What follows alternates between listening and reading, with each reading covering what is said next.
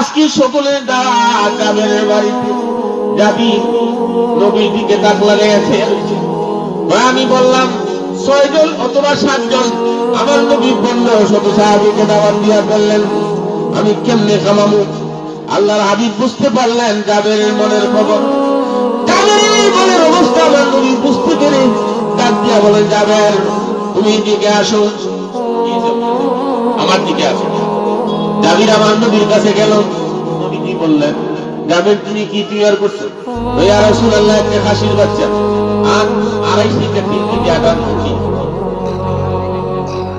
আর কিছু সাহাবী কজন 1500 দাওয়াত দিয়েছেন 7 জন, একজনের কাছে 7 জন দাওয়াত দিয়েছেন।